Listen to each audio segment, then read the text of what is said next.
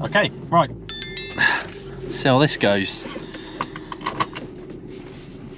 Oh yeah, I haven't mentioned yet, but the service light goes off when you drive a bit, but there's a ABS sensor that decides it wants to play ball sometimes and doesn't, and I think the rain yesterday has made it decide it doesn't want to play ball again, but they're only about £20. I've checked it on eBay already.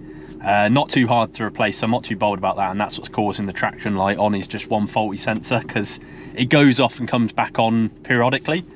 Yeah.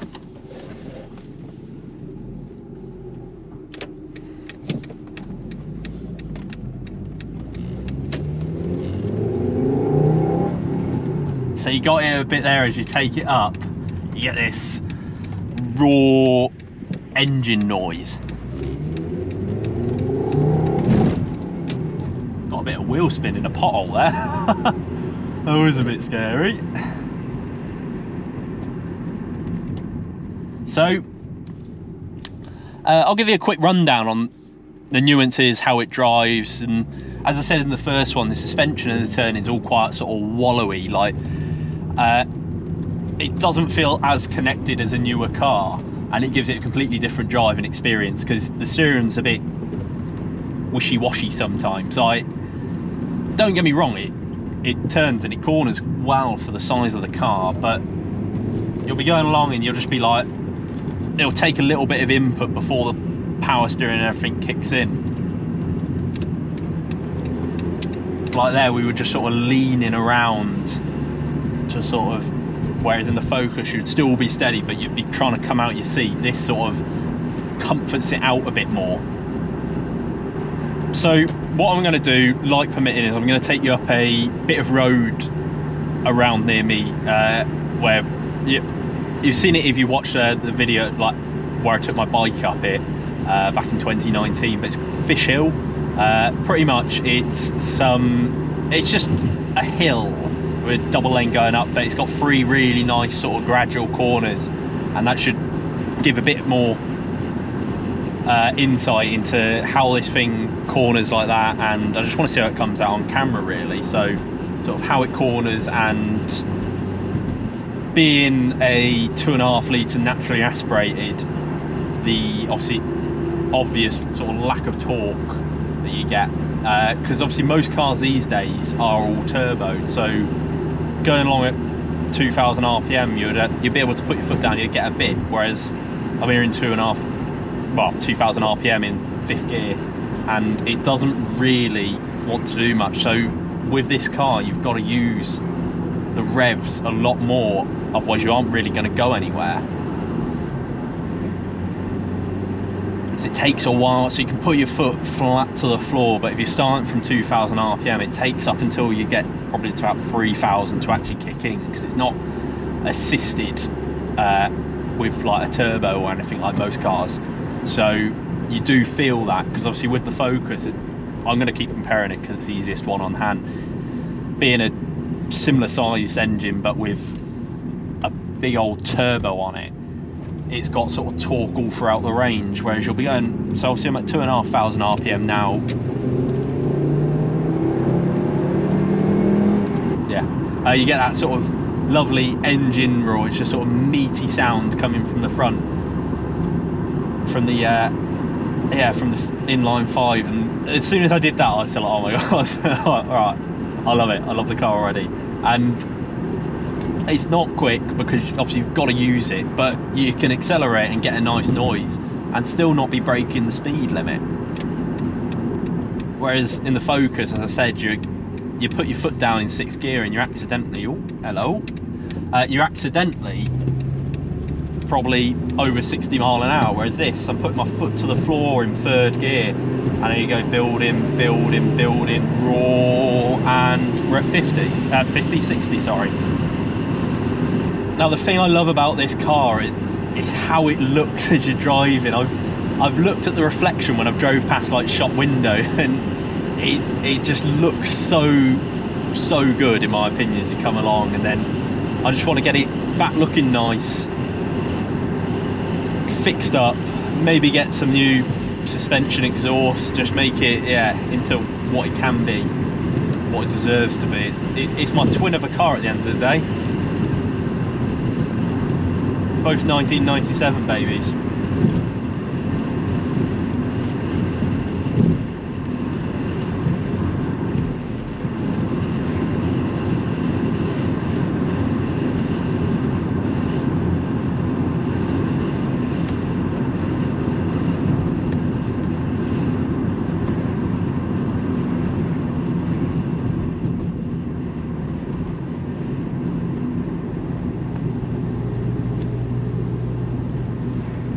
So like going up this hill here, I'm in 5th gear, up 1,500 revs, you put your foot down and it just sort of like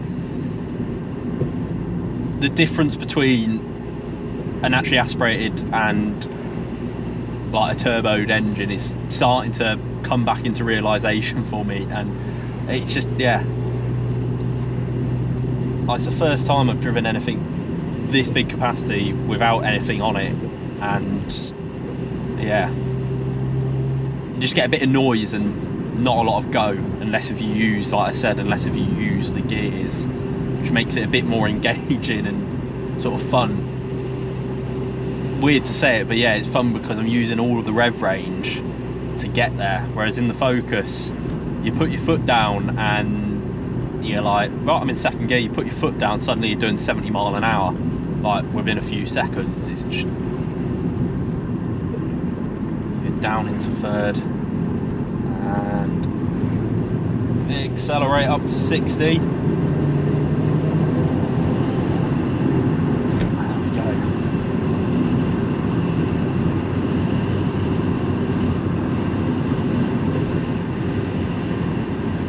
There we go. You sort of like, you're turning and it takes a while before it comes in, and then you're like, so the first little bit of steer isn't really doing much, whereas in a sort of modern day car, a little bit like that and you're like wobbling all over the place, whereas this is just a bit of not all quite there. Now and it did say on the advert it'll probably need a new steering rack soon, so that might be playing with it, but they're not actually as expensive as you think, and that's another thing I love about this car, is parts are so cheap. This whole car cost me less than the exhaust system that I want to get for the Focus.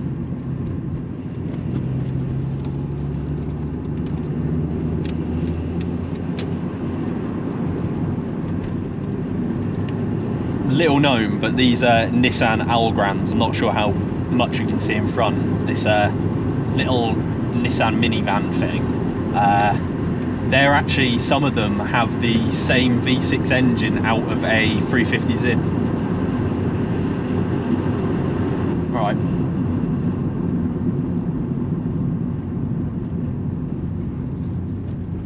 So, those of you who know the place, this is Fish Hill. This is the bottom of it. We'll just take a quick run up here, take it around the corners and listen to that. Get a lot of wind noise as well, but you can probably hopefully just make out that sort of engine noise as you get it up, and that's sort of what I love.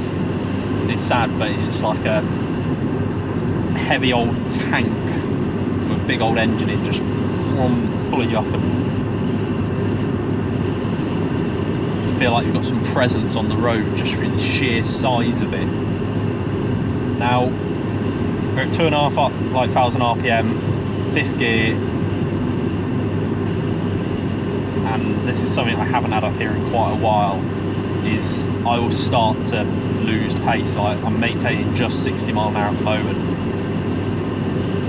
but it will quickly start to struggle due to the, obviously, being naturally aspirated.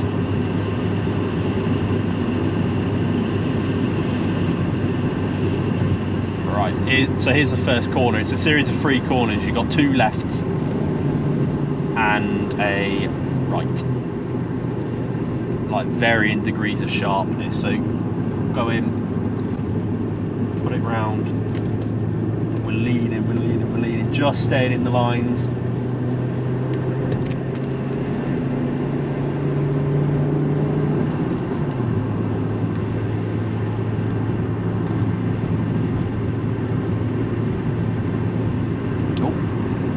third in the road.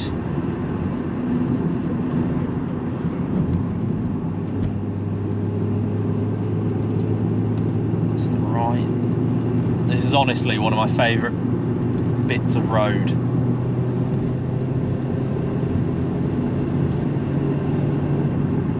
Around me. So we come in. There's a car on the left hand side, so we're going to try and stay. Oh, he's going to have me. He's going to have me. Not today.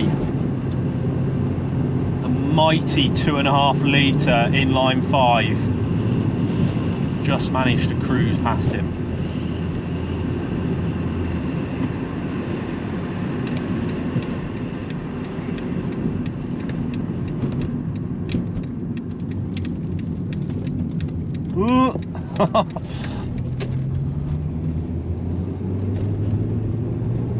It's getting a bit dark there. Not used to having manual headlights again.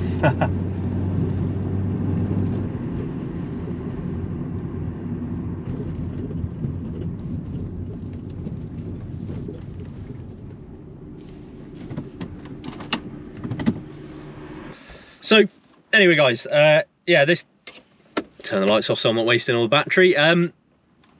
Thank you for watching. That's a quick one of how it drives. Hopefully that camera angle worked out. I'll know when I come and try and put it all together, but I want to try and do some more sort of point of view videos because they're always fun to watch, and especially sort of get that camera angle nailed. I've got another camera I'm going to try and put up somewhere else so I can have one of me and one of that, but I need to suss out where I want to have it on the car to get a good view. But I want to get that sort of sorted and nailed before I take the Focus on track. So anyway, as always, thank you for watching. Don't forget, like, subscribe, comment if you've made it through this far. Thank you. Hope to see you all next time. Goodbye for now.